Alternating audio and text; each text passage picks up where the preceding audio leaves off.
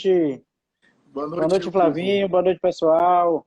Boa noite. Estamos aí começando mais uma live com o Pote, para a gente alegrar um pouco mais, trazer conhecimento, informação sobre esse tema aí tão que eu já soube que ia ter polêmica, mas tô nem aí. Vamos refletir, vamos conversar sobre esse tema aí, sobre medicamentos psiquiátricos. A gente vai tentar aí responder algumas perguntas que a gente recebeu e que vocês também podem receber aí ao vivo. Então fiquem à vontade, essa live é nossa. Mais uma vez, Flavinho, obrigado, viu? Que é isso? Que é isso? Eu que agradeço. É ótima oportunidade de a gente estar discutindo algumas coisas, de a gente estar aprofundando o conhecimento a respeito desses temas, né? E estar, de alguma forma, produzindo alguma coisa que seja razoavelmente interessante em termos de prática psi, né? Prática psicológica, prática comportamental, fazendo essa associação aí com o conhecimento. Afinal de contas, Hugo, já na condição aqui de introdução, a guisa de introdução, existe no campo da saúde mental, como em todo campo, mas no campo da saúde mental existe, às vezes, uma dissociação muito grande entre teoria e prática.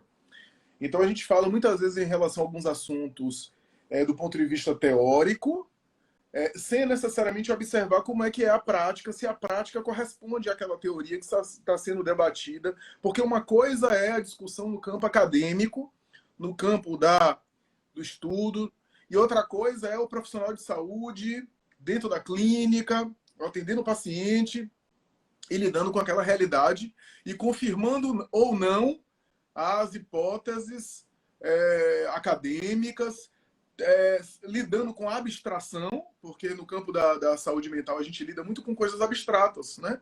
Com questões que são questões abstratas. Se você parar para pensar que em saúde mental, o que é diagnóstico? O diagnóstico em saúde mental é um conjunto de elementos que o profissional conclui a partir da sua observação e, portanto, do seu filtro a aquele respeito. Então, o diagnóstico é um conjunto de abstrações. Você não abre o cérebro do paciente e vê depressão lá. Você não faz uma trepanação craniana, uma lobotomia e consegue detectar, por exemplo, uma ansiedade ali. Tudo isso, esses sintomas em saúde mental, é tudo abstração. Você não tem um diagnóstico baseado em um parâmetro laboratorial, um parâmetro concreto, empírico. Escuta clínica, contato com o paciente, relato de sintomas e conclusão do profissional. Observação, portanto.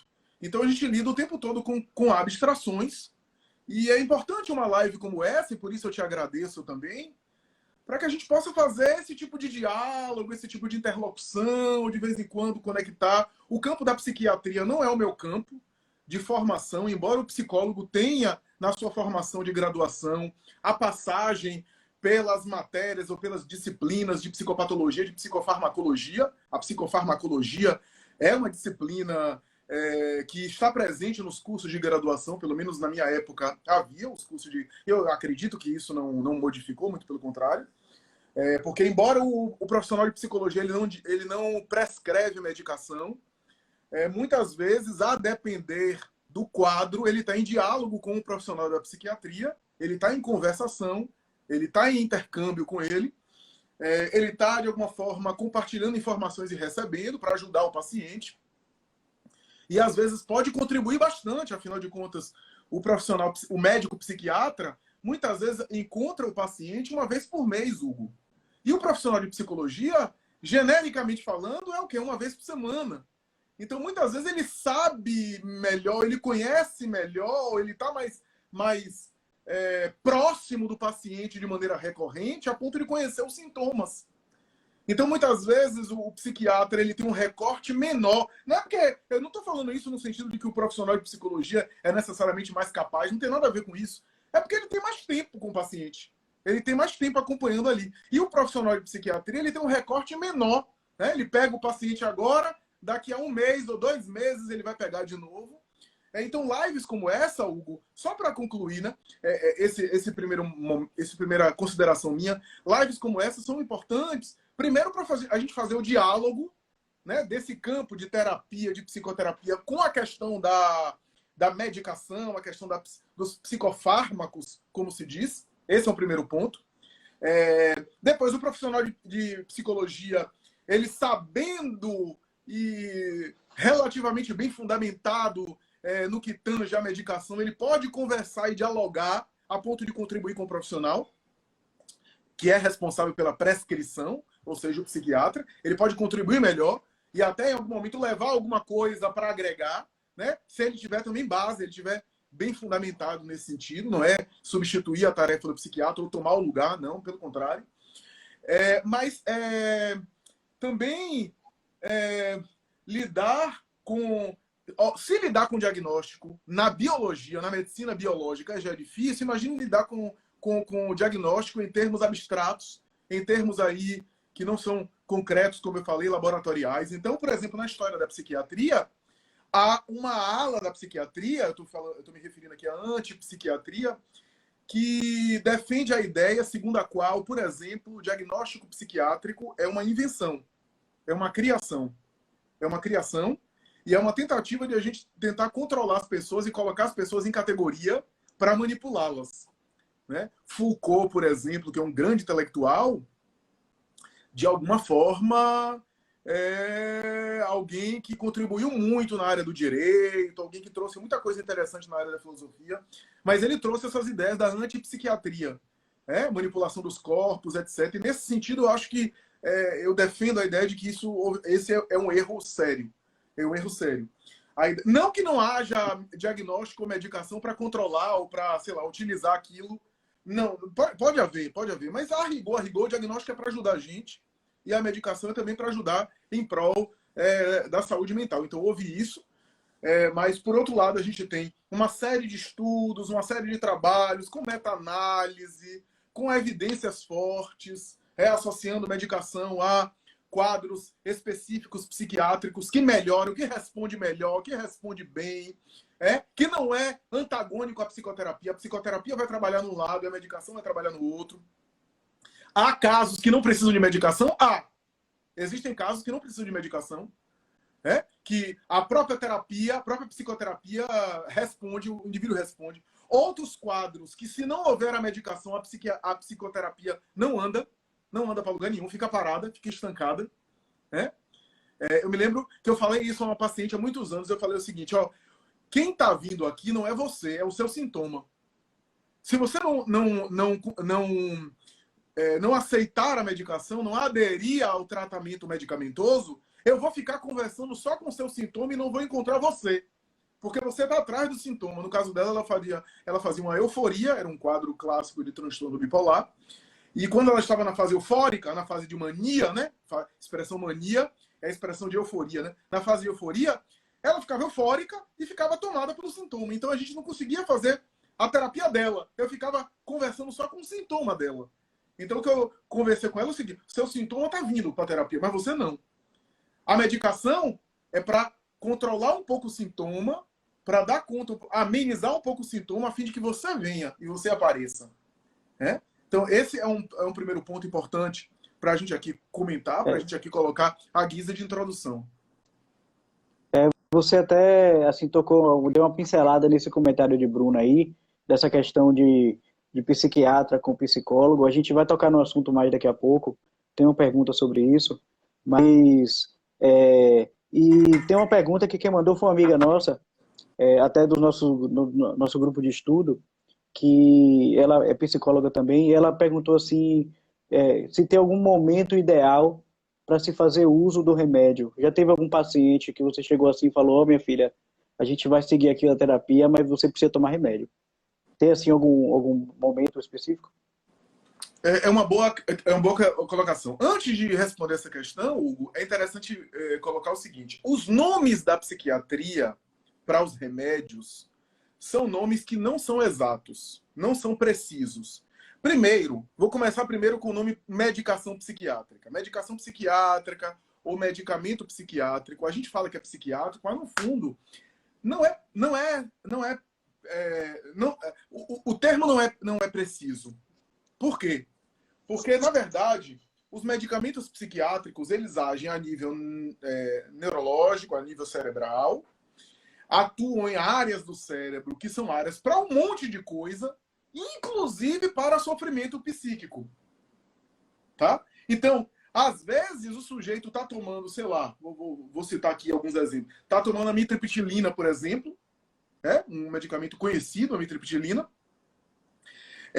que é um antidepressivo, só que a amitriptilina serve, por exemplo, para a dor crônica. Então, por exemplo, para quem tem cefaleia, para quem tem dor de cabeça, ou para quem tem sintomas de fibromialgia, às vezes o psiquiatra prescreve a amitriptilina, que é uma medicação. Outro caso, duloxetina, substância duloxetina, outra substância. É importante para dor crônica. Pacientes que estão fazendo quimioterapia tomam duloxetina, e não necessariamente porque estão com sofrimento emocional. Tá? Então, o termo medicação psiquiátrica não é um termo exato, porque nem sempre essas medicações são usadas para questões de sofrimento mental. Às vezes, são usadas para outra coisa. Como agem no cérebro, por exemplo, agem para bloquear a dor, às vezes servem como analgésico, né? A semelhança de analgésico, não são analgésicos, mas servem a semelhança de um analgésico. Então, às vezes, o sujeito toma, e não necessariamente tem um sofrimento psíquico. Mas, também esse medicamento serve também para sofrimento psíquico. O termo medicação psiquiátrica é um termo que a gente colocou, mas, a rigor, esse termo acaba, inclusive, gerando preconceito nas pessoas. Né? Gerando preconceito.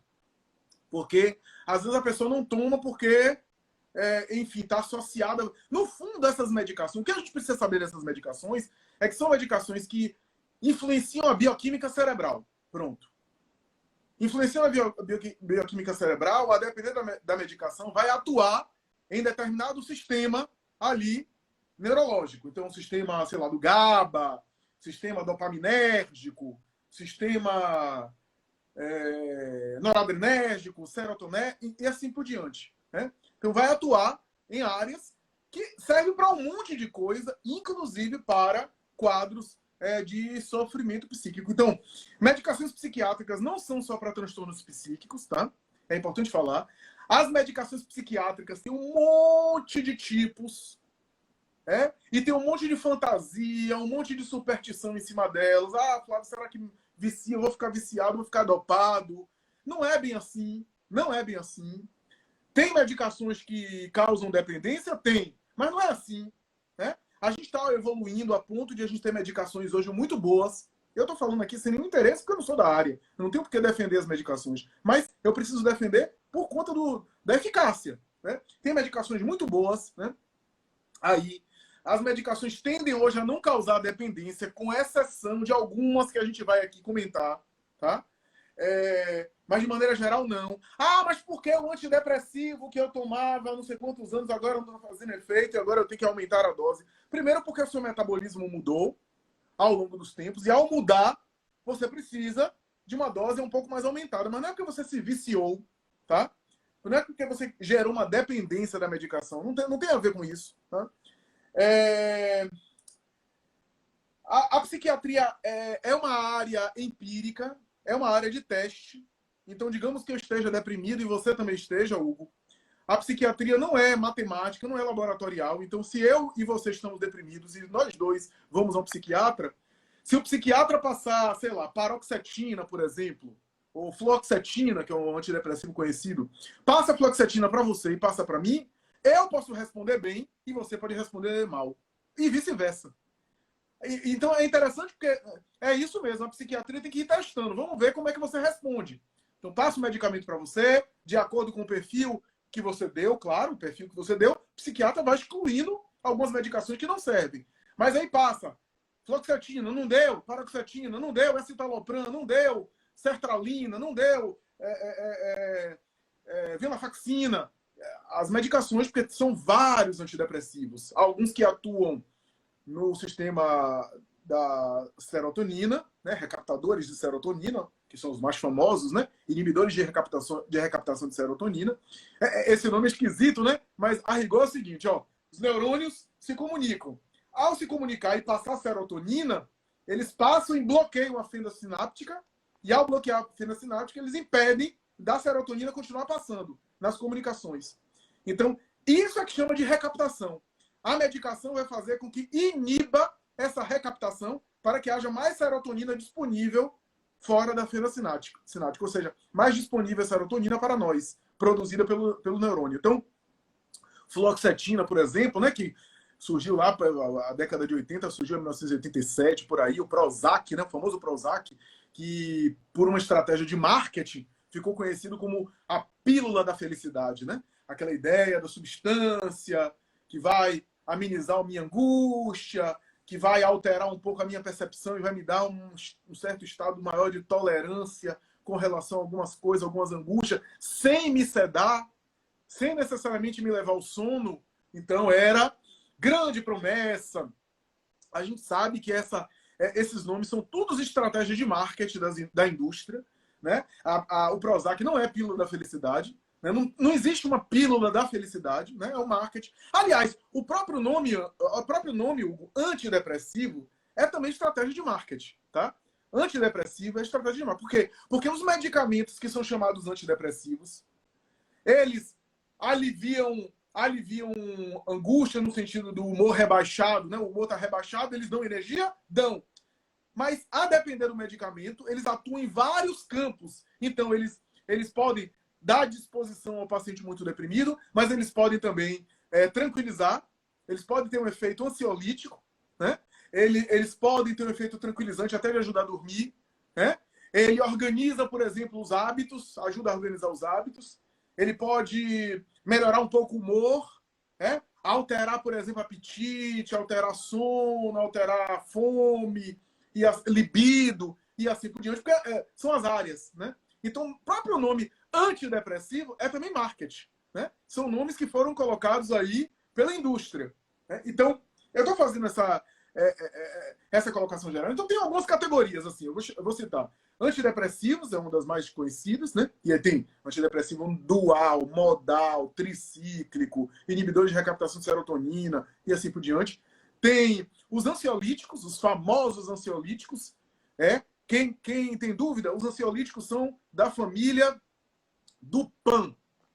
Clonazepam, alprazolam, diazepam, bromazepam. Qual é mais, meu Deus? Tem mais. Tem um monte, né? Mas, enfim, estou lembrando desses aqui, né? Os ansiolíticos é que a gente tem que ter cuidado. São os ansiolíticos que a gente tem que ter cuidado. Porque os ansiolíticos são medicações baratas, maravilhosas no sentido do efeito. O efeito é na hora, tranquiliza, tá?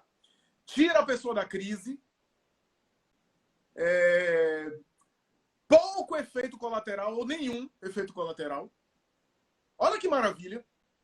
E aí o paciente toma e diz que maravilha, sair da crise de angústia, tirou da crise de pânico. Tem que ter muito cuidado com o ansiolítico, porque são os ansiolíticos que causam dependência e tolerância. Então, aliás, os ansiolíticos, Hugo, um erro grave que muita gente faz. Os ansiolíticos foram feitos para tirar da crise de emergência. Sabe o que as pessoas mais fazem? Tomam todo dia para dormir. Eles não foram pensados para a pessoa tomar todo dia para dormir. Serem usados como hipnóticos. Como o efeito dele é maravilhoso, é imediato, a pessoa dorme, não tem muito problema, não tem esforço para dormir, a pessoa, vou usar ele para dormir mesmo. Só que realmente ele, depois, para retirar, fica difícil, causa dependência mesmo. São os ansiolíticos que a gente tem que ter cuidado. Que normalmente é passado por um período específico, quando o paciente está muito ruim, está muito angustiado, muito ansioso, ou então é passado só em momentos de crise. Então, os ansiolíticos, a gente vai voltar neles. O mais famoso é o clonazepam, cujo nome comercial, Rivotril, ficou muito famoso. Na verdade, o clonazepam e o alprazolam são os dois mais famosos. No passado, o diazepam e o bromazepam, que é o Lexotan, também era muito usado. Hoje em dia, não, porque o clonazepam tem menos efeitos colaterais, efeito mais imediato, deixa menos o paciente naquela ressaca, naquele mal-estar no dia seguinte. Então, ele é mais utilizado nesse sentido. Então, antidepressivo, ansiolítico, antipsicóticos, e aí tem várias, primeira geração, segunda geração, que são os medicamentos para ajudar o sujeito a sair de sintomas graves de psicose. Então, delírio, alucinação, confusão do pensamento, da sensoripercepção, né? Estabilizadores do humor. Então, pacientes com bipolaridade, que estão com humor oscilante, estabilizadores do humor, que tem muitos bons, né? O mais famoso, o lítio. Vou contar até uma história do lítio. O lítio é um sal que está presente na natureza, né? Está lá na tabela periódica, do lado do alumínio, se não me falha a memória. É o lítio. O lítio foi descoberto ao acaso, viu, Hugo? Por quê? Porque tinha um paciente psicótico maníaco-depressivo, que é o nome para o transtorno bipolar do passado, que, por um acaso, alguém da família trouxe lítio e começou a usar o lítio na comida. E o paciente melhorou. Ficou mais tranquilo, mais sereno. Ele disse, olha, pô, eu acho que é aquele sal. E aí, a partir daí, começou a ser usado o lítio, que até hoje, apesar de uma medicação antiga, apesar de super problemática, porque tem um nível tóxico, tem que ficar de 6 em 6 meses fazendo exame de sangue, avaliando o tireoide do paciente, porque ele afeta um pouco o metabolismo, mas ainda um tratamento de primeira linha para transtorno bipolar. É muito bom, é uma medicação muito boa, muito segura, e é uma das medicações mais seguras para tirar a pessoa da ideação suicida. Quando a pessoa está com muita ideação suicida, o lítio é surpreendente, né? Então, estabilizadores do humor, o lítio e outros. Tem outros estabilizadores do humor. Aí tem os anticonvulsivantes. Mas anticonvulsivantes não é só para epiléptico, não. Tem gente que está muito agitada e aí o psiquiatra passa um anticonvulsivante porque reduz a agitação, como reduziria se o paciente estivesse tendo uma crise epiléptica. Veja que o nome anticonvulsivante parece que é só para epiléptico. Não é. Tá? Esses medicamentos atuam em várias áreas, né? Então, os hipnóticos, esses sim, que ajudam a dormir, né? Entre outros, né? Mas assim, antidepressivo, portanto, não é só para depressão. Antidepressivo pode ser para outras coisas, tá? Como ansiolítico não é só para ansiedade, tá? Como estabilizador do humor não é só para bipolar. Como antipsicótico não só é para psicótico, tá? Por exemplo, risperidona, que é um antipsicótico conhecido, muitas vezes o paciente que está muito agitado e que não é psicótico, às vezes está com ansiedade. Em vez do médico dizer assim, não, vou passar um ansiolítico para ele, que vai causar dependência, vou tentar o risperidona, ou vou tentar um anticonvulsivante, um divalproato de sódio, uma motrigina, uma quetiapina, e assim por diante. Então, isso vai sendo testado, né? O melhor custo-benefício nesse sentido, né? Então, Hugo, mas voltando à questão que você levantou, que foi uma pergunta, não foi? O que eu posso dizer é o seguinte, e aí eu já englobo também a sua pergunta, viu, Bruna? Vou voltar nessa sua pergunta, que eu acho que é muito interessante essa colocação de Bruna, que é verdadeira, que acontece. Mas primeiro a pergunta que você colocou aí, que eu acho super pertinente, que é o seguinte... não é fácil dizer, não é assim claro, não tem um demarcador claro para dizer assim, a partir de agora o paciente precisa tomar medicação. Não é uma coisa clara. Passa por um critério subjetivo do profissional que está acompanhando, claro, passa. Do profissional aqui, estou falando do terapeuta, do psicoterapeuta. Porque se a pessoa vai para o psiquiatra vai prescrever mesmo. Né? Se você vai para o psiquiatra e relata algum sintoma, o psiquiatra prescreve a partir daquele sintoma. É o papel dele. É o papel dele. Mas, digamos que o profissional de psicoterapia está avaliando com o paciente se o paciente entra ou não com medicação. Aí depende de critérios subjetivos do profissional. Eu penso que a gente deva avaliar o nível de prejuízo do paciente e se o paciente está respondendo à terapia. O paciente está respondendo à terapia, está melhorando, né? As funções básicas dele estão afetadas ou não? Se o paciente não estiver dormindo, precisa entrar com medicação. Porque se ele não está dormindo, tudo vai piorar nele. Se ele está com privação de sono, ou se ele está com sono de péssima qualidade, vai piorar. E talvez vai dificultar o andamento da terapia. Então ele precisa dormir. Se ele não está comendo, está sem apetite, precisa entrar com medicamento. Então eu olho muito o sono e esses marcadores básicos. O sono em primeiro lugar. O sono sempre em primeiro lugar. Tá? O paciente deprimido que começa a dormir melhor, ele começa a responder melhor. O paciente deprimido que está dormindo mal, a privação de sono piora a depressão dele. Como piora qualquer quadro. Então, o sono é super importante para a gente avaliar se entra ou não entra com medicação. Apetite, ideação suicida, é outro fator importante, tá? E o próprio discurso do paciente. O discurso do paciente é um discurso que ele está conectando ele com ele mesmo, que ele está conseguindo na terapia encontrar algum sentido para melhorar como pessoa, ou ele está afetado por um sintoma que atravessa, né? Um sintoma muito contundente que atravessa. Por exemplo, se ele está muito deprimido, aquele estado de humor deprimido atravessa de tal forma ele que o discurso dele é impregnado com aquele humor deprimido. Aí eu acho que um antidepressivo pode entrar para ajudar. Então, isso é avaliado pelo profissional, mas eu acho que esses marcadores básicos, fome, sono, apetite, relacionamentos, irritabilidade, labilidade de humor, tudo isso, ou seja, labilidade de humor é a instabilidade sua, que seja consistente, ou seja, que seja crônica, que seja persistente por um tempo. Se essas coisas estão persistentes por um tempo e não melhoram com a terapia, o psicoterapeuta deve caminhar para um psiquiatra ou sugerir a terapia medicamentosa. Do contrário, ele vai responder bem pouco à psicoterapia. Ele vai responder bem menos. O processo vai ser bem... Tem pesquisas que fizeram isso, né? Pegaram pacientes deprimidos para tratar só com terapia e pegaram outro grupo de pacientes para tratar só com medicação. E quando foram avaliados do ponto de vista do cérebro, a consequência era igual. Tanto aqueles que só estavam tomando medicação, quanto aqueles que só estavam fazendo terapia. Qual é a conclusão? Que, a depender do caso, a gente faz os dois. A gente ataca dos dois lados. Se a terapia tem também um... Claro que a terapia tem um reflexo cerebral. Quando a gente fala de remédio, a gente já fala do remédio só fármaco, né? Mas, por exemplo, o remédio da palavra, o remédio da reflexão. A gente tem um fetiche pelo remédio, mas e o remédio da reflexão? O remédio que a gente está fazendo aqui, a gente está discutindo. Isso aqui é um medicamento. A gente está discutindo, está refletindo.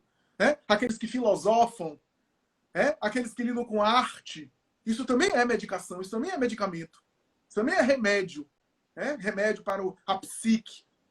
Então, se tem um efeito cerebral, claro que tem. Se eu estou falando aqui, vocês estão me ouvindo, eu estou de alguma forma influenciando os neurônios de vocês, através da palavra, através da fala. Se a gente atacar para os dois lados, fica melhor. Fica melhor. Porque aí tem esses dois efeitos. Já que a medicação claramente afeta a bioquímica cerebral. Então a gente vai poder atacar para os dois lados e ter, de alguma forma, um resultado melhor. Agora, é importante dizer, Hugo, que existe também... De um lado existe a medicação, vou ficar dopado, a medicação vai me deixar alienado, betado, desconectado, vou ficar agora dopado só dormindo, que é uma fantasia que não é assim. Não é assim. Tem o outro lado. Vou tomar antidepressivo e já o nome, né? Antidepressivo, pronto. Tô bem da depressão. Todo mundo sabe, e os psiquiatras que estão na área, que se dedicam na área, estão sabendo que nenhum antidepressivo resolve completamente todos os sintomas. Nenhum psiquiatra sério tem essa ilusão de achar que um antidepressivo vai tirar todos os desconfortos do paciente. Não. Vai amenizar um pouco, vai diminuir um pouco a angústia, vai fazer com que o paciente tenha um pouco mais de tolerância em relação a algumas coisas. Mas a medicação não vai resolver os problemas. Se eu estou com problema no casamento, a medicação não vai resolver esse problema. Se eu passei por um luto, a morte de um ente querido, ou uma separação, a dor do luto continua na medicação ou sem a medicação. A medicação vai diminuir a intensidade. Mas o desconforto pela perda, eu vou ter. E aí é uma discussão interessante, né? Porque tem algo também psicológico ali sendo elaborado na perda, no sofrimento. Afinal, a gente vive muitos sofrimentos. Eu não estou fazendo apologia de sofrimentos. É claro que a pessoa que sofre demais pode se tornar uma pessoa amadurecida e sábia, ou pode se tornar uma pessoa revoltada. Uma pessoa revoltada e de mal com a vida. É claro que tem um aspecto pedagógico em toda experiência de dor, toda experiência de sofrimento tem algo que a gente pode aprender, que a gente pode amadurecer com aquilo, né? E aí eu te pergunto, alguém que toma medicação para dormir, para apagar, está privado da experiência de amadurecimento? Ele não está. Mas, por outro lado, ele precisa estar acordado, estar sofrendo, estar com qualidade de vida ruim? É uma questão em aberto. É uma questão que não tem uma resposta única. De um lado, eu entendo que tem um amadurecimento. Do outro lado, cada pessoa tem o seu limite. E se a pessoa não está aguentando, por que não fazer uso de um medicamento para amenizar um pouco o sofrimento dela? Né? Agora, existe essa fantasia, Hugo, de achar que, por exemplo, eu tomei um antidepressivo e continuo angustiada. Eu tomei um antidepressivo, melhorou, mas ainda não está. Mas o antidepressivo não vai... Na verdade, o antidepressivo, ele vai... É como se ele diminuísse um pouco a sensibilidade em relação àquele sofrimento. Né? É como se fosse um óculos que eu coloco para ver as coisas de maneira mais clara. Mas as coisas continuam existindo. Né? Então, o antidepressivo ou a medicação vai ajudar nesse sentido. E a depender, todo psiquiatra sabe que a depender do tipo de medicação e da quantidade de medicação, é muito comum também o paciente tomar medicação e ter um certo embotamento, um certo bloqueio afetivo, e fica um pouco mais bloqueado, porque é da medicação isso. E aí o paciente diz assim, eu não estou sofrendo mais aquelas crises de angústia, porque o medicamento está segurando, eu sinto que o medicamento está segurando, mas eu não estou feliz, eu tenho tristezas, eu tenho momentos de tristeza, é claro, todos nós temos, mas o medicamento também me bloqueou um pouco a capacidade de chorar, eu não consigo chorar mais. Isso é muito comum no relato de pacientes que usam, por exemplo, antidepressivos. Né? Ou então, a depender da quantidade de medicação, a pessoa fica se sentindo assim, esse não sou eu, esse já não sou eu mais. Eu tenho uma sensação que não sou eu mais, eu tenho uma sensação de... Por isso que a medicação tem que ser usada com cuidado. A sensação que eu não... não estou me reconhecendo mais. Né?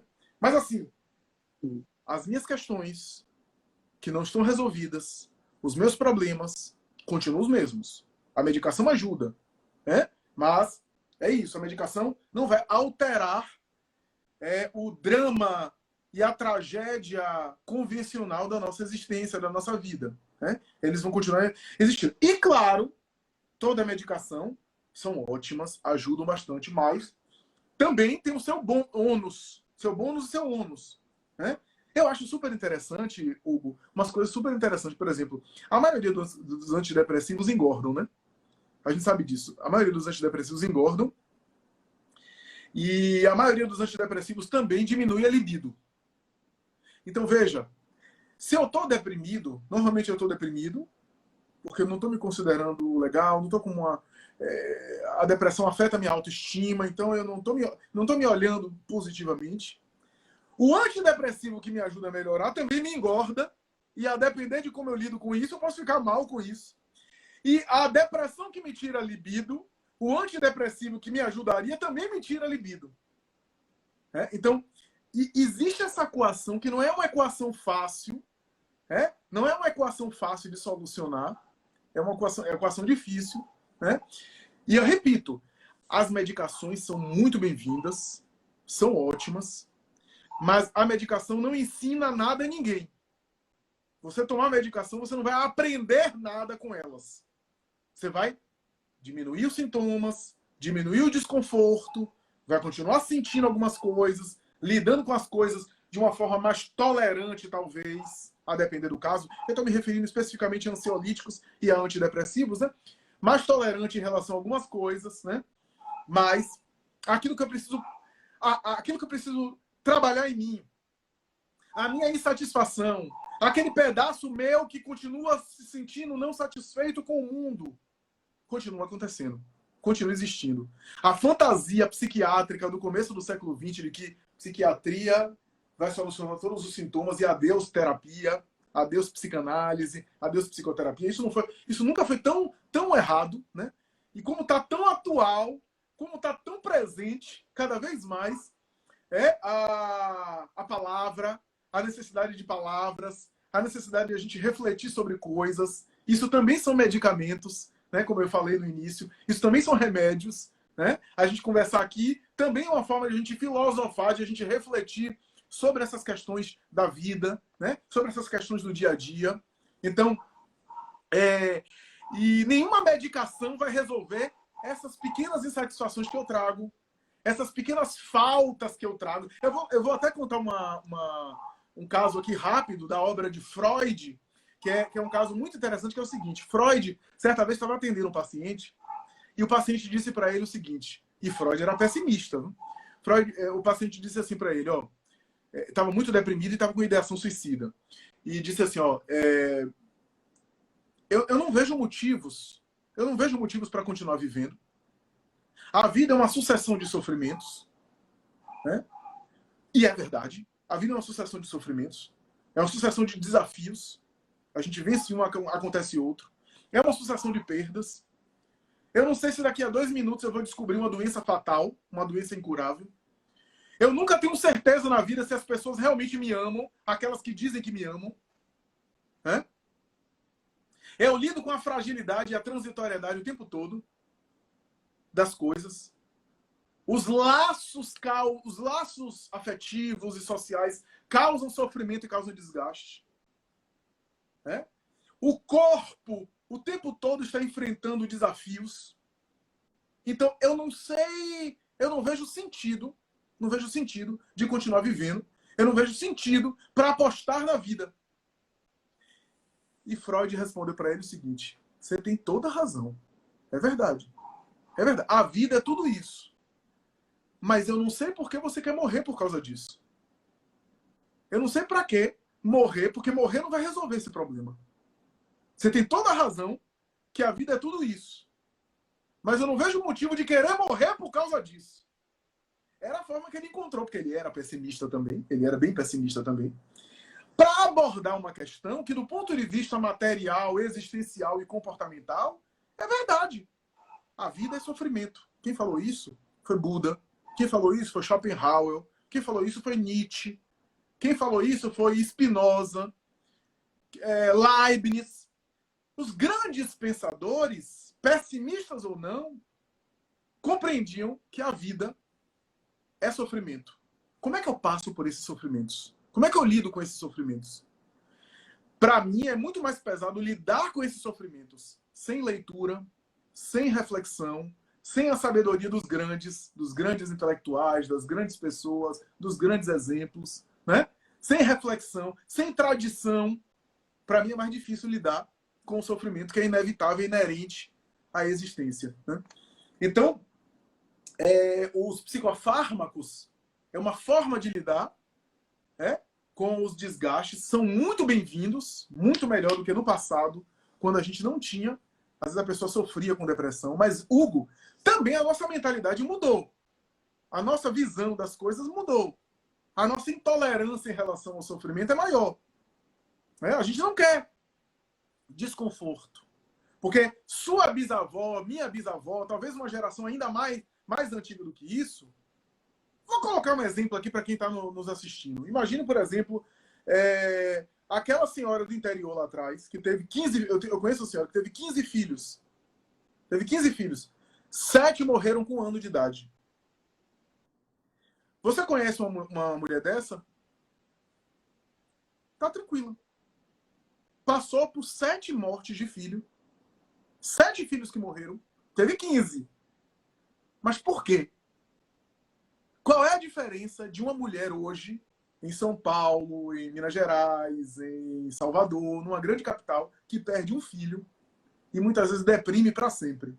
Qual é a diferença? A diferença é o seguinte, é que aquela mulher na roça, aquela mulher que vivia ali na roça, ela perdeu esses filhos, 7 filhos, sei lá, de infecção depois do parto, infecção puerperal, ou algum problema de complicação depois. Ela achava aquilo natural. Mas uma mulher que perde um filho hoje, vai no hospital e não salva, e o filho morre, ela acha que não poderia ter sido aquilo. Que poderia ter feito alguma coisa. Afinal, a gente tem tantos recursos à disposição. Tem tanta coisa à disposição.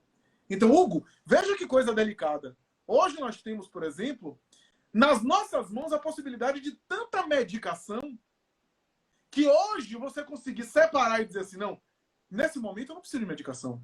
Eu não preciso me medicar para aqui. Para que eu vou medicar em relação ao sentimento que é natural? É?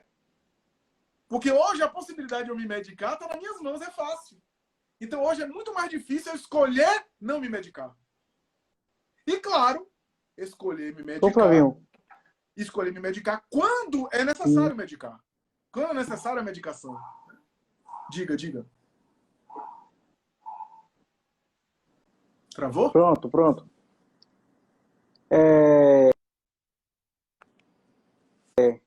Tá ouvindo?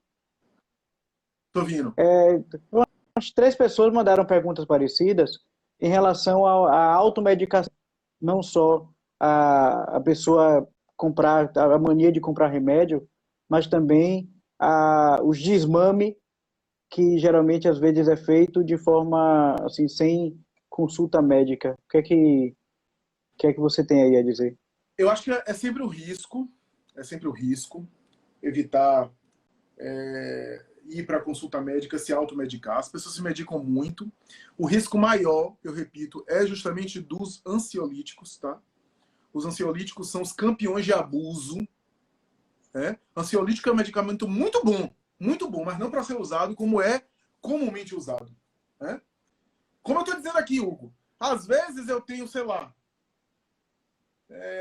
eu passei por um luto, uma perda, a morte de alguém querido. O chorar, o sofrer, o luto é perfeitamente saudável para a psique. É? Se eu lido com aquilo, me hipermedicando e querendo simplesmente sair do ar, né, através, por exemplo, de ansiolítico, muitas vezes essa relação não é uma relação tão funcional assim, tão interessante. Claro, cada caso é um caso. Veja bem, cada caso é um caso. Se a pessoa está numa crise muito forte, se a pessoa está, inclusive, a pressão sobe, os ansiolíticos baixam a pressão, inclusive ajudam a deprimir a pressão, né? Ok, mas se eu estou passando um luto, eu estou respondendo de maneira natural, é saudável que eu viva as fases do luto. Né? As medicações não são feitas para serem anestesias de sofrimentos naturais, de sentimentos naturais, aliás. Né?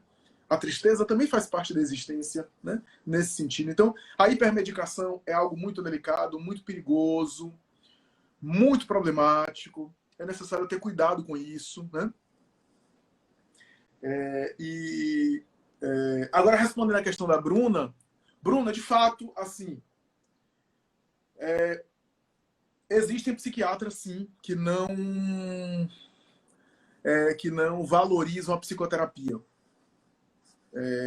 Cada vez em menor número. Já vi psiquiatras falando para pacientes de não vá para terapia não, é só tomar medicação, etc. E desaconselhando o paciente a ir para psicoterapia, etc. Isso não é comum em psiquiatras que são psiquiatras de referência no mundo. Tá? No Brasil, a gente tem um Paulo Dalgala Rondo, né? Em São Paulo, tem um Neuri Botega.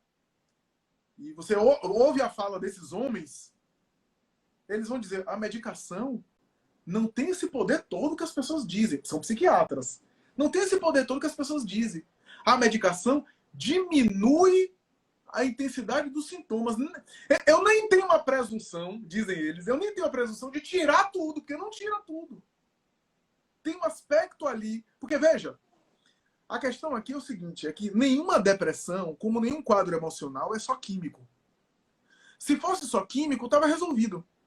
E minha profissão não teria nenhuma necessidade de desistir. Porque só seria químico. Bioquímica cerebral. Regula a bioquímica cerebral, fica bem. Não existe uma depressão que seja só química. Mesmo as depressões que são depressões endógenas, que têm uma dimensão fisiológica clara, ainda assim é o sujeito que está sofrendo. Vou usar uma palavra que eu não vou usar no sentido religioso, não, tá? Vou usar no sentido psicológico. A alma está sofrendo. A alma do paciente está sofrendo.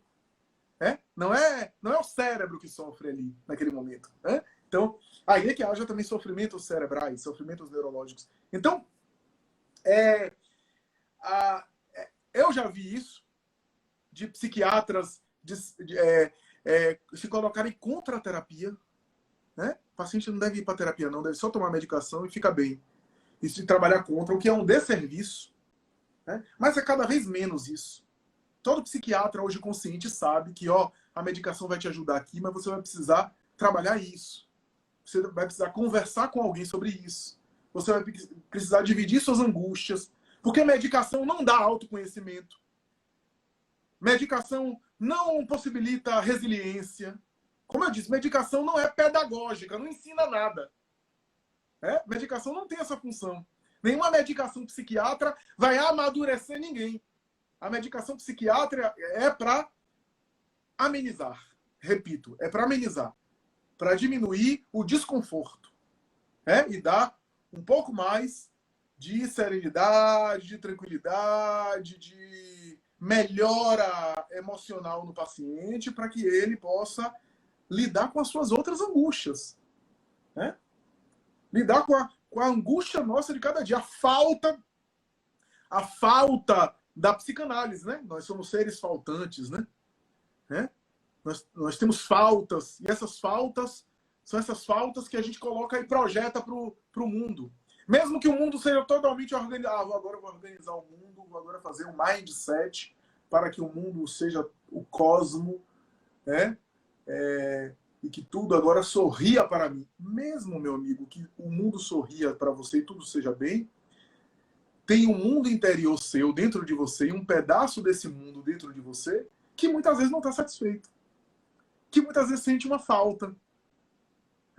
É uma falta que a gente trata aonde? Livro, cultura, conversas como essa, filosofia, reflexão, e que a gente vai complementando com a medicação.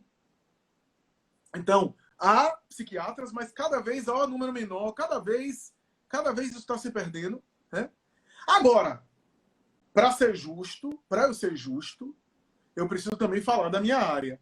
Se há psiquiatras que se colocam contra a terapia e até falam essas bobagens, infelizmente há psicólogos também que recebem um paciente que já está em uma terapia medicamentosa, um tratamento farmacológico, e sabe o que esses psicólogos fazem?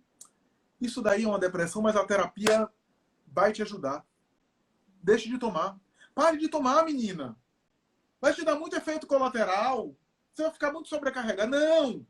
No máximo, um floral, uma homeopatia. Você tira essas medicações todas e a terapia vai resolver. É péssimo. É péssimo, mas infelizmente há psicólogos fazendo isso também. Então, a gente precisa também ser justo. Há psiquiatras que falam essa bobagem de se colocar contra a terapia, como se a medicação tivesse esse fetiche mágico de resolver todas as questões. E há terapeutas que trabalham contra a medicação. A medicação vem para agregar. A gente pode até questionar se não está tendo medicação demais. Hoje, cada vez mais, a psiquiatria tem sido econômica. Para que eu vou passar citalopram, por exemplo, vou citar um exemplo. Para que eu vou passar citalopram, antidepressivo conhecido, né? Se o escitalopram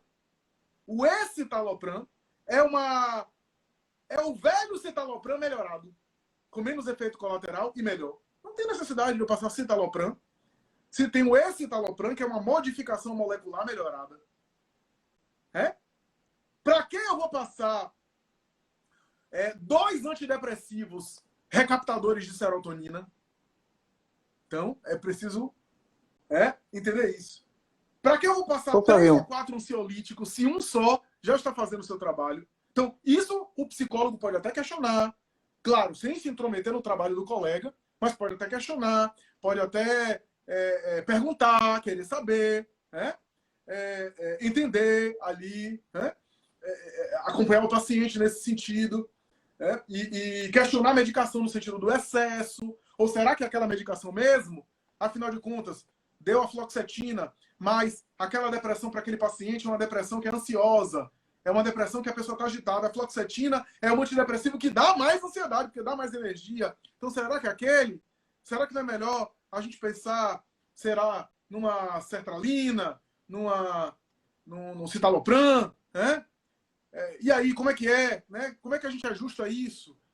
O paciente está com uma depressão, mas que tem uma depressão com toque, com sintomas obsessivos compulsivos, por que não a fluvoxamina, que é um antidepressivo mais apropriado para isso? E assim por diante. Então tem várias opções e o psiquiatra hoje, Hugo, tem sido cada vez mais assim criterioso e econômico. Menos é mais. Menos é sempre mais. Né? Sempre menor. Enxugar. Então, isso pode ser feito. O terapeuta que está acompanhando mais o paciente, o psicoterapeuta acompanha mais o paciente porque está toda semana, como eu disse. Né? O psiquiatra vê uma vez no mês. Né? Então, às vezes, ele tem um E olha recorte lá. mais pobre. E olhe lá. Então, dá para colaborar e para trabalhar em equipe e falar. Né? E aí, a depender do caso, o paciente está com ideação suicida. Eu acho que ele está fazendo um efeito aí, rebote, está fazendo um efeito da virar. Tem medicações? Há medicações que a gente precisa olhar para isso. Porque é antidepressiva, mas pode fazer o indivíduo ficar com ideação suicida. Então, tá com ideação suicida, é melhor rever, e aí, como é que é? E aí, isso é trabalhado em conjunto. Né? Então, é muito interessante, é muito bom. Diga. Você falou aí, Flavinho, dos florais. Eu tenho visto também muita gente que parece que para aliviar a consciência, ao invés de passar na farmácia para comprar remédio, acaba se enchendo de floral, desses remédios assim considerados naturais. É preciso ter esse cuidado também que você está falando? Hugo, é preciso ter o cuidado. Eu gosto dos fitoterápicos. Os fitoterápicos, eles conseguem, às vezes, cumprir um papel muito bom. O paciente está com uma insônia que não é uma insônia tão grave, e aí ele ainda não foi para a terapia medicamentosa, ele ainda não fez o tratamento com psiquiatra, tá? Ele está ainda no terapeuta. O terapeuta pode sugerir um fitoterápico. Quer tentar? Quer testar? E às vezes aquele fitoterápico lá de passiflora, né? Que tenha um passiflora mais concentrado, né? O humulus lupus, o valeriana, o composto fitoterápico com vários fitoterápicos que são naturais, não tem efeito colateral, não tem reação adversa, não tem contraindicação, são normalmente plantas com algum potencial sedativo. Às vezes, a depender do caso, quando a insônia é branda, o paciente consegue dormir e não precisa de medicação psiquiátrica. Se não precisa de medicação psiquiátrica, melhor, ótimo. Claro. Então, vale a pena? Vale. Fazer isso, vale. Mas se já fez esse percurso e está em medicação psiquiátrica, tem que ter muito cuidado de deixar de tomar medicação para ir para uma fitoterapia que às vezes não vai ter a mesma resposta. O que a gente puder evitar de tomar medicação, é claro que a gente evita, né? Mas aí a gente coloca o custo. Farmacologia, tudo custo-benefício, tá? Se eu sou hipertenso, se eu tenho, por exemplo, hipertensão, eu vou pegar a bula do remédio e tá lá dizendo que tem 1% de chance de ter um problema na função renal, no medicamento antihipertensivo. Aí eu que sou hipertenso vou fazer o quê? Não vou tomar não, porque eu posso ter um problema no rim. E morro de AVC? E tem um pico de pressão? Então, na farmacologia, a gente pesa o custo-benefício. Não. Eu tenho hipertensão. Aquela chance é mínima. Está ali descrito, mas é mínima. Eu vou tomar. Tem um custo, tem um ônus? Tem. Mas eu vou tomar, porque o benefício é maior. Na psiquiatria, a mesma coisa. É custo-benefício.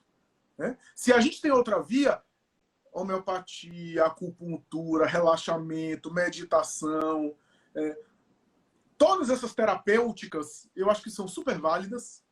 Eu sou um entusiasta delas, mas tem um momento ali que, se não está realmente respondendo, a medicação é bem-vinda. Medicação não deve ser vista como algo demoníaco, como uma coisa ruim, como um fracasso. Há muitos pacientes que acham que porque estão tomando medicação são fracassados. fracassaram porque não tiveram forças para enfrentar as coisas sem medicação. Não tem nada a ver.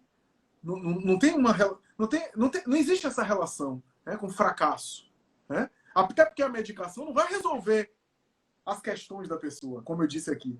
A medicação vai conseguir dar uma clareza melhor para a pessoa até se melhorar, se trabalhar, se tratar melhor, né? Então, eu acho válido, mas acho perigoso alguém querer romantizar demais a fitoterapia e abrir mão das medicações que está tomando, achando que agora vai. Não. A não ser que seja no processo de desmame, está retirando a medicação com o tempo, e aí usa, às vezes, um fitoterápico para ajudar a dormir naquele período ali. Pode ser, é válido. É válido. Você acha que tem muita gente investindo em remédio para fugir da terapia? Eu não sei se investindo em remédio para fugir de terapia, não sei se é assim tão premeditado, mas eu digo assim que o caminho do remédio é um caminho mais fácil. No sentido de que é um caminho que tem menos esforço. É só eu tomar o remédio. Eu não preciso fazer mais nada. E na terapia, eu preciso me implicar. Eu preciso, muitas vezes, lidar com as minhas angústias. Tocar nas questões mal resolvidas minhas. Tocar nas minhas insatisfações pessoais que eu tenho.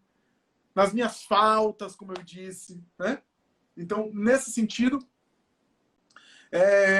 tomar medicação é mais fácil. Tomar medicação é o caminho mais cômodo. Né? E pode ser usado, Hugo, a ideia de que, no fundo, eu tenho resistência à terapia, então eu prefiro ir. Existe casos assim. Eu tenho resistência para terapia, eu não gosto muito de terapia, afinal dá um trabalho. Eu prefiro ir no psiquiatra e tomo remédio. Então, pode ser um caminho para evitar a terapia, sim, e um caminho mais preguiçoso nesse sentido, né? Que é um caminho de solução mais fácil através de uma medicação, que na verdade não soluciona. A medicação não vai solucionar isso, né? Isso acaba viciando, Flavinho, na medicação, já que acaba não sendo tratada a raiz? É igual remédio para emagrecer, Kênia. É justamente isso, a analogia é perfeita, é isso mesmo. Viciar no sentido de causar dependência, não necessariamente, Hugo.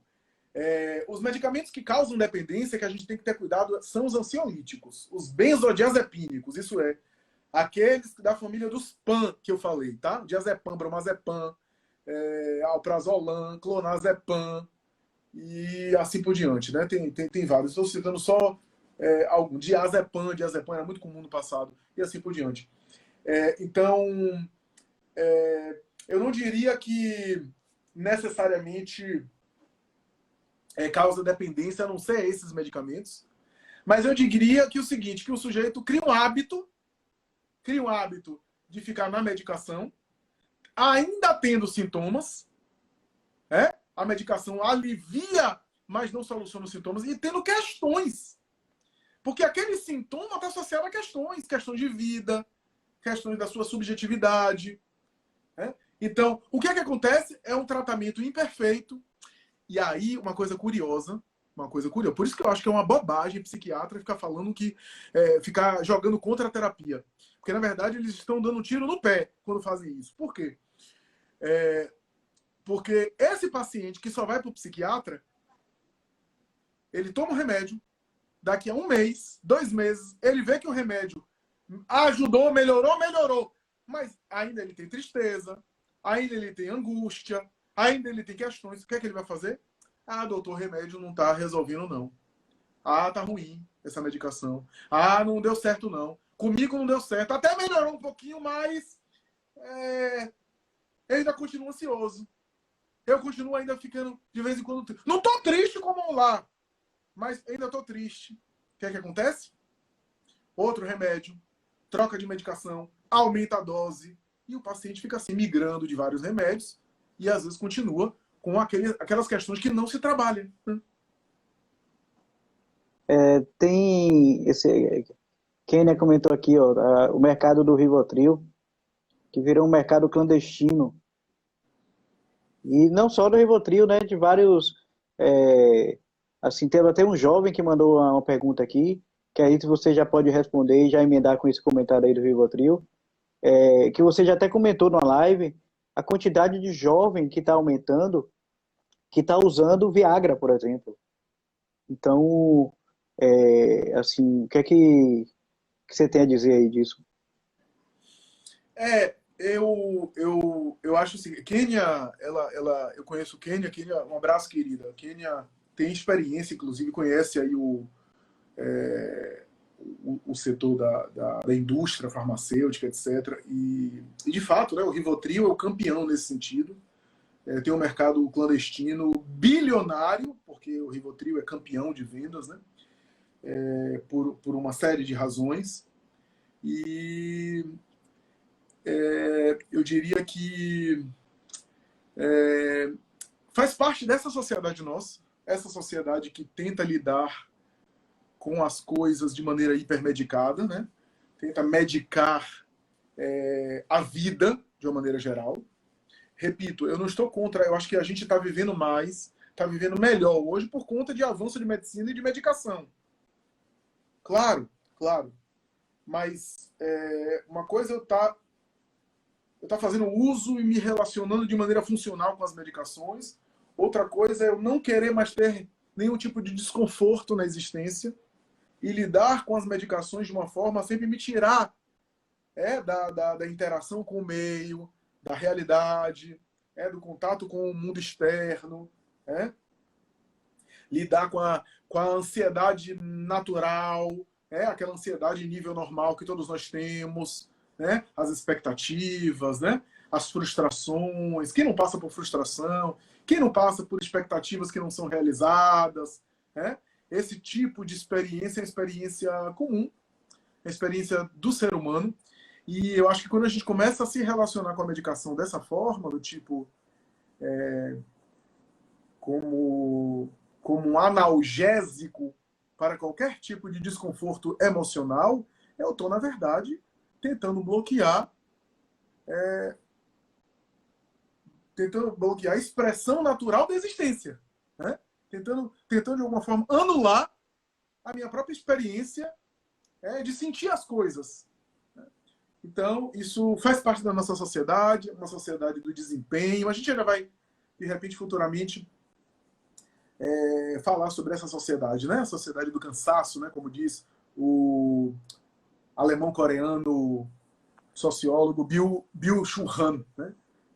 Em A Sociedade do Cansaço. Né? A gente está numa sociedade que é a sociedade que se estruturou agora como uma sociedade que a gente tem que fazer performance, uma sociedade que você não tem desculpa mais para o erro.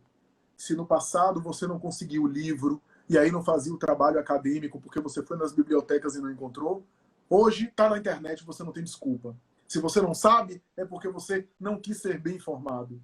Se você hoje não cuida da sua alimentação bem, com tanta informação, a culpa é sua.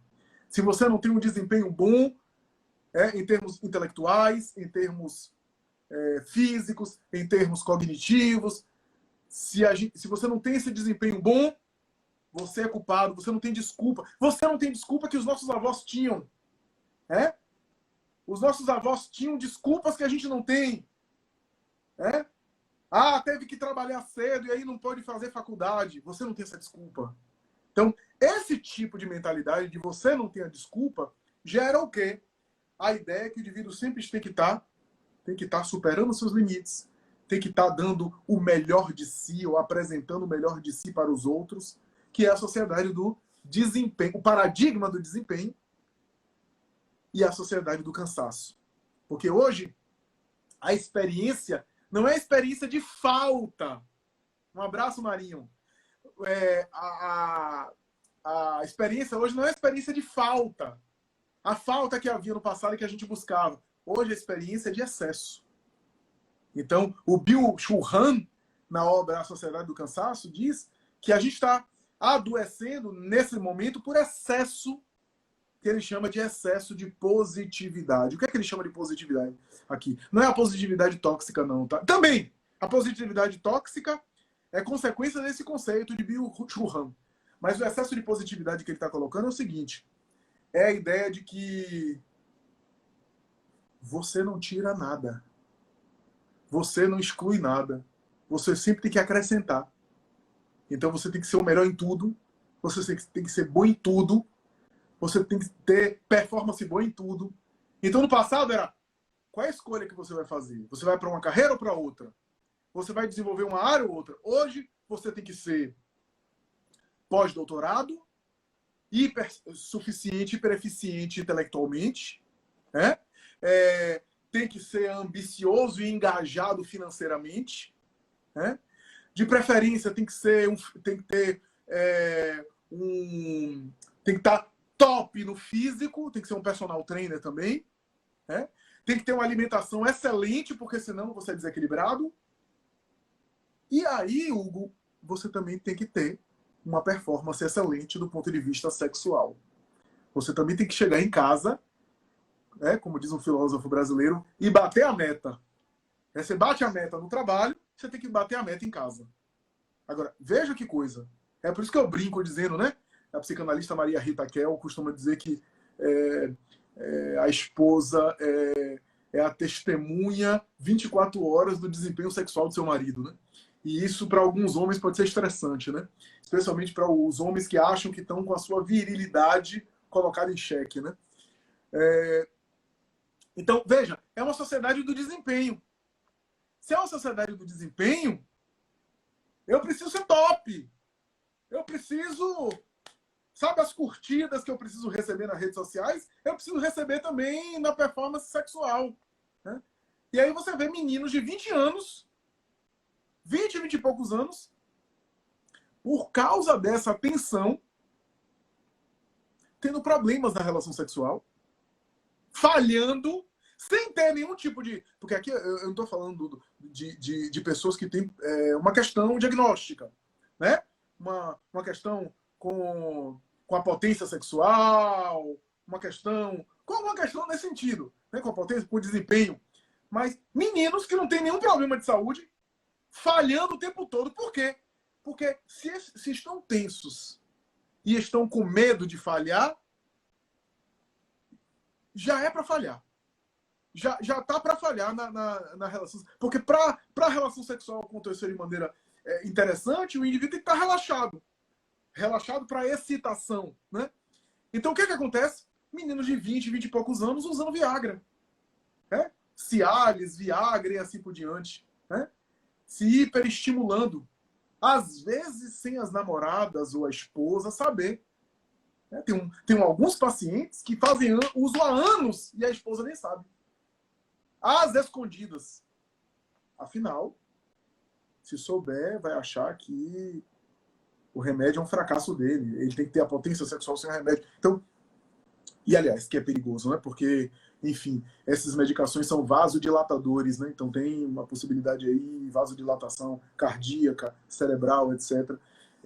É claramente essa ideia da sociedade do desempenho e do cansaço que a gente está vivendo, né? Flavinho, você tem alguma dica para uma pessoa dormir bem sem precisar de remédio?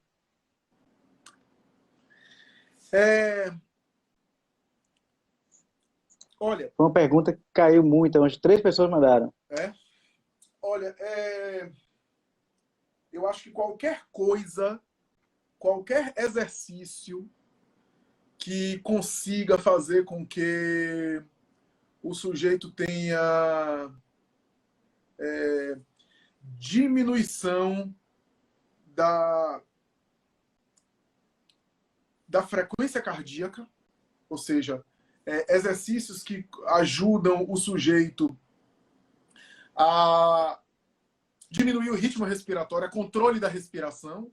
A ansiedade afeta o sono e a ansiedade afeta a nossa respiração fica mais ofegante, né? Então, exercícios de concentração ou de relaxamento que foquem no ritmo respiratório mais lento é uma boa pedida. Por exemplo, as técnicas de relaxamento para pânico tem a ver com ritmo respiratório mais lento, diminuição do ritmo respiratório, né?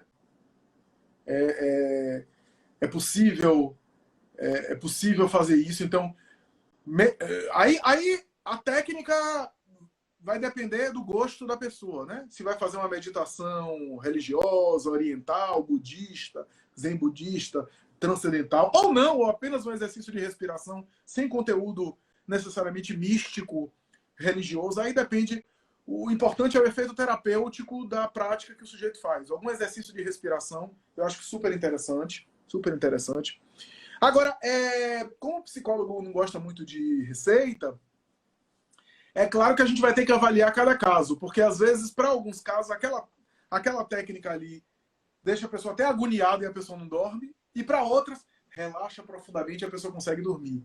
Então tem sempre o aspecto subjetivo, o aspecto de pessoal, mas eu diria que qualquer experiência de respiração mais devagar, respiração mais desacelerada, vai ajudar bastante. A depender do caso, leitura, evitar as telas. Isso é uma coisa que é tão batida hoje em dia, mas é fato. As telas, a luz azul das telas interfere na melatonina, na produção do hormônio do sono. Higiene do sono. Se a pessoa tem alguma prática religiosa, faça a sua prática religiosa, faça as suas orações, faça o seu exercício espiritual ali dentro do seu ritual, da sua liturgia.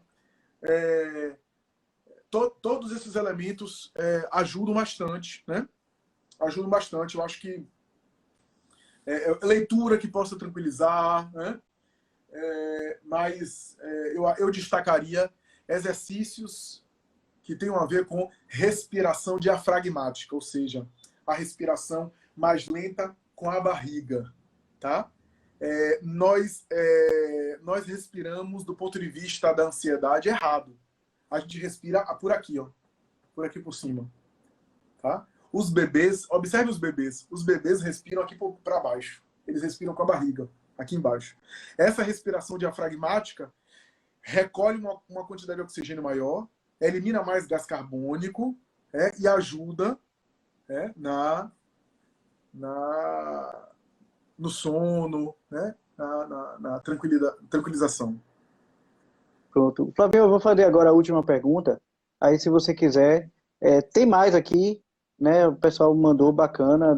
Acho que a gente daria até meia-noite, mas por conta do horário, para a gente não estender muito, eu vou fazer a pergunta e aí você já emenda a resposta com suas considerações finais, que é em relação ao uso de medicação com bebida alcoólica, né? Às vezes a pessoa...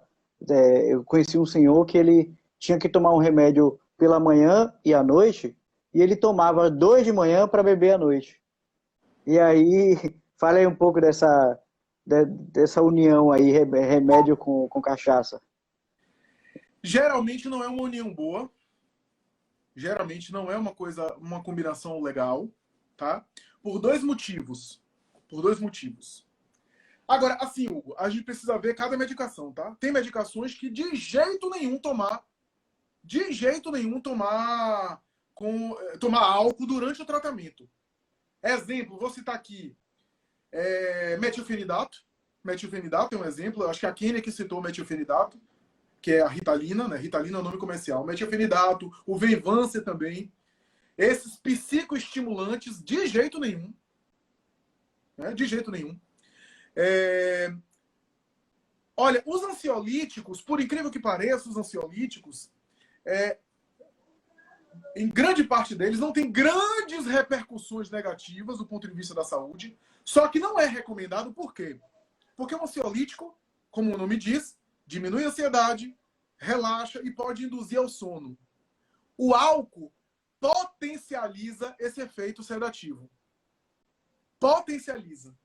Então imagina a pessoa tomou um remédio, está na rua, é um remédio só para conter a ansiedade, ela toma álcool, o álcool pode potencializar aquele efeito sedativo e a pessoa vai dormir na rua mesmo. Tá? Então é nesse sentido que não é aconselhado.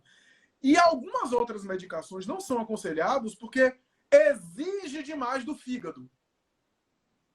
E o álcool vai também exigir. Então vai exigir duplamente do fígado. Por isso que não é recomendável. Né? Na maioria das vezes, não é que o álcool corta o efeito do medicamento. Se tomar o álcool vai cortar o efeito da medicação. Não. Na maioria das vezes não vai cortar a medicação. Mas vai comprometer isso. Função hepática, sonolência, potencialização do efeito sedativo, mas em alguns casos, como o caso da Ritalina e alguns outros, é melhor não usar, porque pode realmente gerar mal-estar. Pode produzir mal-estar. Especialmente os medicamentos psicoestimulantes.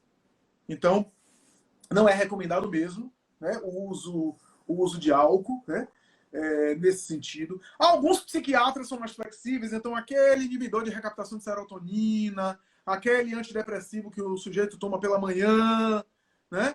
Ele toma pela manhã, então tem uma meia-vida lá de, sei lá, 6, 8 horas. De noite, ele já está, de alguma forma, com o organismo limpo, então sugere, ou melhor, permite que o paciente possa beber de maneira moderada.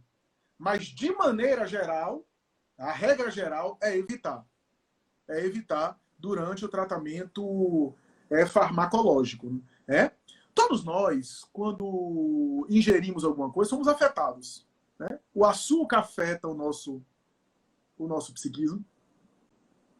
O café afeta. O chá afeta. As medicações psiquiátricas também afetam. O álcool também afeta. O álcool, na verdade, antes de surgir as medicações psiquiátricas, o álcool muitas vezes era usado como uma forma de dar conta da angústia. Quem não sabe disso?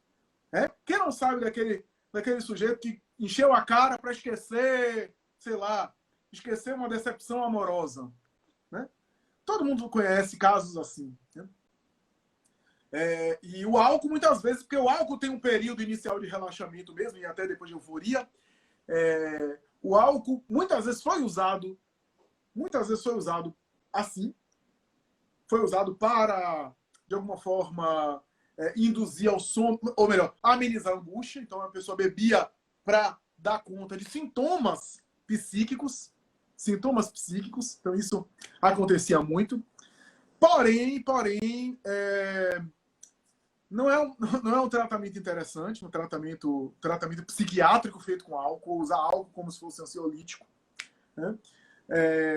Primeiro pelos efeitos sociais, né? Os efeitos sociais do álcool, né? Do uso do álcool abusivo, e depois a combinação com os remédios não fica uma coisa muito interessante na maioria dos casos. Tá? Agora, o que a gente está falando aqui é o resumo do resumo do resumo. Tem tanta coisa que a gente podia explorar aqui. Por exemplo, a clorpromazina. Clorpromazina é um antipsicótico. Você sabe que ele foi descoberto por acaso. Foi descoberto por acaso. Na verdade, usavam ela como antihistamínico, ou seja, como antialérgico para algumas alergias. Usou num paciente que estava fazendo o tratamento. O paciente recebeu, eu não me lembro o nome do cientista, do médico, né? Usou para evitar alergia. Só que esse paciente tinha sintomas psíquicos de agitação. E ele começou a ficar melhor. Foi aí que foi descoberto a clorpromazina, que é um dos primeiros antipsicóticos. Então, muitos medicamentos psiquiátricos, como o lítio, né, que eu citei aqui a história do lítio, foram descobertos assim. Né? E tem coisa super interessante. Quer ver uma coisa? Vou falar aqui uma história bem legal para a gente caminhar para a conclusão, para a gente acabar a nossa live. A gente fala muito de efeito colateral, né? Efeito colateral. Mas você sabe que tem efeitos colaterais que, às vezes, o sujeito usa para ter aquele efeito colateral, porque aquele efeito colateral vai ter um ganho? Vai ter um ganho? Então, isso é interessante. Por exemplo, às vezes, determinada medicação, sei lá, tem um efeito colateral de reduzir o apetite. E o sujeito tem um transtorno alimentar, tem uma compulsão alimentar, tem uma bulimia, e aí aquele efeito colateral é bom nesse sentido. E é usado assim para isso, né? Para ajudar o paciente. Eu conheço um caso de um paciente que tinha pânico, transtorno do pânico, e ele começou a usar paroxetina, né? Agora eu vou dizer o nome da substância, vai ter gente que vai querer buscar. Enfim, depois da história você vai entender por quê. O paciente usava a paroxetina. Né? Começou a usar a paroxetina, que é um antidepressivo. Olha só, é um antidepressivo, mas é usado para pânico.